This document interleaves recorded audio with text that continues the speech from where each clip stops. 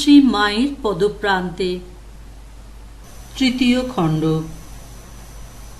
সংকলক ও সম্পাদক স্বামী পূর্ণাত্মানন্দ। উদ্বোধন কার্যালয়, কলকাতা।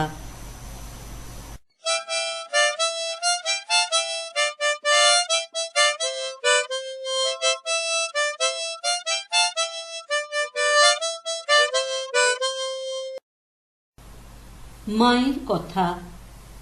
স্বামী বিশুদ্ধানন্দ। শ্রী শ্রী মায়ের সম্বন্ধে কয়েকটি কথা বলবো। তাকে কতটুকুই বা বুঝতে পেরেছি। ভগবান শঙ্করাচার্য তার গীতা ভাষ্যে লিখেছেন, অবতার পুরুষেরাও হুবহু মানুষের মতো লীলা করেন, তবে তা নিজেদের কোনো প্রয়োজন সিদ্ধির জন্য নয়। জগতের কল্যাণের জন্যই তারা মানুষের মতো আচরণ করেন। তারা নিজেদের শরীরকে পর্যন্ত লোকহিতার্থে আহুতি দিয়ে থাকেন। ঠাকুর বিনা আমন্ত্রণে কেশব সেনের কলুটোলার বাড়িতে ছুটে গিয়েছিলেন। কেশব সেদিন বাড়িতে ছিলেন না। ঠাকুর পরদিন হৃদয়কে নিয়ে বেলঘরেতে তাঁর সঙ্গে দেখা করতে গেলেন। কেশবের বাড়িতে এই যে ছোটাছুটি, এর পিছনে ঠাকুরের নিজের কোনো স্বার্থ ছিল না। ঠাকুরের যাতায়াত তাঁকে কিছু দেবার জন্য। কেশবের অসুখের সময় ঠাকুর সিদ্ধেশ্বরীকে ডাব চিনি মেনেছিলেন, যা আত্মীয় স্বজনের জন্য লোকে করে থাকে। ঠাকুর স্বামী বিবেকানন্দকে কত ভালোবাসতেন। তাঁর অহৈতুকী ভালোবাসা। সে ভালোবাসার আস্বাদ যারা পেয়েছে, তাদের জীবনের ধারা বদলে গেছে। সে আস্বাদ মুখে ব্যক্ত করা যায় না। ভক্তপ্রবর গিরিশ ঘোষ আমাদের বলেছিলেন, ঠাকুর আমাকে দেবতা করে দিয়ে গেছেন। তিরস্কার বা ভর্ৎসনার ভিতর দিয়ে নয় রে, ভালোবাসা দিয়ে। জীবনে প্রথম এই অহৈতুকী ভালোবাসা আস্বাদন করেছি শ্রীমার কাছে। তাঁর অপার স্নেহ লাভের সৌভাগ্য হয়েছে। সংসার আশ্রমে জননীর একমাত্র পুত্ররূপে আদর যত্নে পালিত হয়েছিলাম। গর্ভধারিণীর ভালোবাসায় তখন সর্বশ্রেষ্ঠ বোধ করতাম। শ্রীমার সান্নিধ্যে এসে সে ভালোবাসা আলোনি লেগেছিল। জয়রামবাটিতে শ্রীমার প্রথম দর্শন লাভ করি। তখন 1905 কি 1906 সাল। আমার বয়স 22-23। কলকাতার ছেলে পল্লী গ্রামে চলেছিলাম। ভাবনা হলো কে শ্রীমার কাছে পরিচয় করিয়ে দেবে। মনে একটা সংকোচ বোধ করছিলাম। যখন তার সামনে গিয়ে দাঁড়ালাম, মা তরকারি কুটছিলেন। আমাকে দেখেই বললেন, কেমন আছো বাবা? রাস্তায় আসতে কোনো কষ্ট হয়নি তো? সম্পূর্ণ অপরিচিত আমি। কেমন আছো বাবা? এই কি প্রশ্ন! আমার জীবনে সেটি একটি স্মরণীয় দিন। সে দিনটির কথা ভাবলে আজও অশ্রু সংবরণ করতে পারি না। সেবার মার কাছে 7 দিন ছিলাম। কত স্নেহ করেছিলেন, কত স্নেহ বিগলিত কথা বলেছিলেন। তিনি তখনই ভাব সমাধি করিয়ে দিলেন না, চিরকালের মতো সন্তান বলে গ্রহণ করে নিলেন। উদ্বোধনে একদিন পূর্ববঙ্গের একটি মেয়েকে মা দীক্ষা দিলেন। দীক্ষার পর তার সঙ্গে একত্র আহার করলেন। পরে তার হাতে 1 ঘটি জল তুলে দিয়ে মা বললেন, হাত ধো। হাত ধোয়া হলে তাকে আর 1 ঘটি জল দিয়ে মা বললেন, পা ধো। মেয়েটি তো কেঁদে ফেলল। বলল, এমন আদেশ মা যেন না করেন। মা বললেন, তুমি আমার কে? সে উত্তর দিল, আমি তোমার মেয়ে। তখন মা বললেন, তবে যা বলছি শোনো, পা ধো। তখন সে পা ধুল। জয়রামবাটিতে একদিন একজন মুসলমান মজুর রোয়াকে খেতে বসেছে। 1905 থেকে 1906 সালের পল্লীগ্রামের নিষ্ঠাবান ব্রাহ্মণ পরিবারের কথা বলছি। প্রসন্ন মামার মেয়ে নলিনী উঠোন থেকে ছুঁড়ে ছুঁড়ে সেই মজুরকে খেতে দিচ্ছিলেন। মা কি কাজে একটু ব্যস্ত ছিলেন। ব্যাপারটি তার নজরে পড়তে তিনি ও কি রে বলে নলিনীর হাত থেকে থালা কেড়ে নিলেন। কাছে বসে বাবা খাও বলে পরিপাটি করে লোকটিকে খাওয়ালেন। তারপর ইঁটো পরিষ্কার করে মা গোবর জল ছড়া দিচ্ছেন। এমন সময় নলিনী বললেন, পিসিমা, তোমার জাত যাবে যে। মা বললেন, ছেলের ইঁটো পরিষ্কার করলে জাত যায় নাকি? নিবেদিতা তো মেম ছিলেন।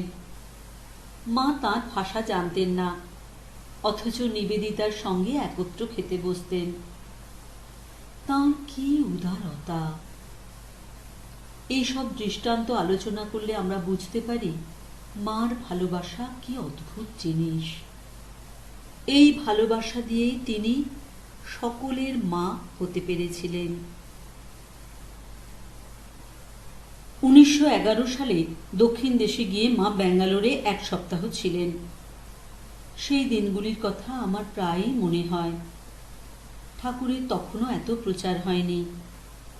মা আশ্রম দেখতে এসেছেন, কথা কানে হাঁটে। এই 7 দিন মহীশূর রাজ্যের দেওয়ান থেকে আরম্ভ করে গরিব দুঃখী পর্যন্ত কত লোক যে আশ্রমে এসেছিলেন তার ঠিকানা নেই। 9 বিঘে আশ্রম প্রাঙ্গণ দর্শনার্থীতে ভরে যেত। মার এত আকর্ষণ। তিনি শুধু একটা ঘরে চুপ করে বসে থাকতেন, একটু একটু হাসতেন। ও দেশের ভাষা জানেন না বলে তার খুবই কষ্ট হতো। ব্যাঙ্গালোরে একদিন 2:30-3টে মাকে ফিটনে বেড়াতে নিয়ে গিয়েছিলাম। সেই সময়টা আশ্রমে ভিড় ছিল না। কাছেই গোবিপুরের গুহা মন্দির দর্শন করে আমরা যখন আশ্রমে ফিরলাম, তখন সেখানে লোকে লোকারণ্য। মাকে বললাম, দেখুন কত লোক দর্শনের জন্য এসেছে।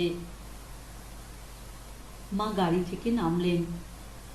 তার পায়ে বাত ছিল, একটু টেনে টেনে চলতেন। মাকে দেখে দর্শনার্থী জনতা দক্ষিণ দেশে প্রচলিত রীতি অনুযায়ী সাষ্টাঙ্গ প্রণাম করলেন। মা অমনি সমাধিস্থা হয়ে বড়া ভয়কর মূর্তিতে দাঁড়িয়ে থাকলেন। তাঁর পাচ্ছজ্ঞান ছিল না। আমার ভয় হয়েছিল পাছে পড়ে যান। সেদিন তিনি সকলের হৃদয় পুলকে ভরিয়ে দিয়েছিলেন। মা বুদ্ধিতা হলে দর্শনার্থীরা আনন্দ করতে করতে চলে গেলেন। একজন বললেন, ইনি তো দেবী, আমাদের সত্যিকারের মা। নারী ধর্মজগতে এক প্রহেলিকা। ভগবান বুদ্ধ, শ্রী চৈতন্য মহাপ্রভু, আচার্য শঙ্কর প্রমুখ অবতারদের জীবনে নারীর স্থান ছিল না। স্ত্রী ত্যাগ না করলে পরমার্থ লাভ হয় না, এই তাঁদের ভাব। শিবাবতার শঙ্কর বলেছেন, নরকের দ্বার কি? নারী। সন্ত তুলসীদাসের দোহায় নারীকে দিন কা মোহিনী, রাত কা বাঘিনী বলে অভিহিত করা হয়েছে। রামকৃষ্ণাবতারে কিন্তু এমন নয়। ঠাকুরের জন্য যখন পাত্রের সন্ধান চলছিল, তখন তিনি নিজেই বলেছিলেন, জয়রামবাটিতে রাম মুখুজ্জের বাড়িতে পাত্রী কুটো বাঁধা হয়ে আছে। শ্রীমা ঠাকুরের সেই কুটো বাঁধা মেয়ে, সাক্ষাৎ জগদম্বা। ঠাকুর অন্য কাউকে গ্রহণ করলেন না। চিহ্নিত মেয়েটিকে নিয়ে সংসার রঙ্গমঞ্চে তিনি যে অদ্ভুত লীলা, যে নিখুঁত অভিনয় করে গেলেন, জগতের ইতিহাসে তার নজির মেলে না। কৌরব সভায় দ্রৌপদী যখন লাঞ্ছিতা হন, যুধিষ্ঠির তখন সত্যবদ্ধ। তাই পাণ্ডবেরা ছিলেন নিষ্ক্রিয়। সতীর বেদনায় ভগবান শ্রীকৃষ্ণের বুকের ভিতরটা ধপধপ করছিল। চণ্ডীতে আছে, স্থিয় সমস্তা সকলা জগৎসু। ঠাকুর এবং স্বামীজিও স্পষ্ট দেখিয়েছিলেন, নারী জাতি না জাগলে দেশের উন্নতি হবে না। সত্য সংকল্প স্বামীজির একটি স্ত্রী মঠ প্রতিষ্ঠার পরিকল্পনা ছিল। মাকে কেন্দ্র করে গঙ্গার পূর্ববর্তী স্বামীজি স্ত্রী মঠের পরিকল্পনা আজ বাস্তব রূপ পরিগ্রহ করতে চলেছে। সেখানে সন্ন্যাসিনীরা থাকবেন। তার উপর বেলুড় মঠের কোনো কর্তৃত্ব থাকবে না। একদা অমাবস্যায় মাকে ষোড়শী জ্ঞানে পূজা করে ঠাকুর ব্রহ্মকুণ্ডলিনীকে জাগিয়ে দিয়ে গেছেন। ভারতে আবার মৈত্রেয়ী গার্গীদের আবির্ভাব হবে। সমগ্র নারী জাতির ভিতর মাতৃভাবের উদ্বোধন। ষোড়শী পূজার এটাই গূঢ়ার্থ। এখন ঠাকুর ও মায়ের যুগ। আমাদের সেইভাবে জীবন গঠন করতে হবে। মা কম সংসারী ছিলেন না। সংসারের মধ্যে থেকেই মেয়েদের আধ্যাত্মিক জীবন গঠন করতে হবে, তাকে আদর্শ রেখে। মার একটি উপদেশ আমি প্রত্যহ চিন্তা করি। লীলা সংবরণের 4-5 দিন আগে তিনি অন্নপূর্ণার মা নামে আসন্ন মাতৃবিয়োগের শোকাকুলা একটি ভক্ত মেয়েকে বলেছিলেন, যদি শান্তি চাও মা, কারো দোষ দেখো না, দোষ দেখবে নিজের।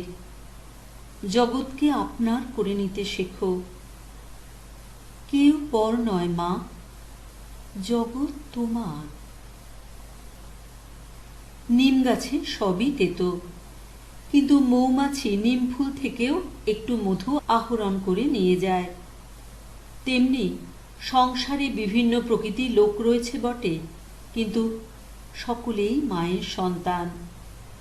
প্রত্যেকের মধ্যে একই ঈশ্বরীয় সত্তা বর্তমান বলে সকলকেই আপনার জ্ঞান করতে হবে।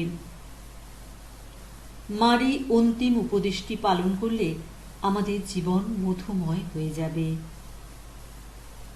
সংগ্রহ স্বামী চেতনানন্দ।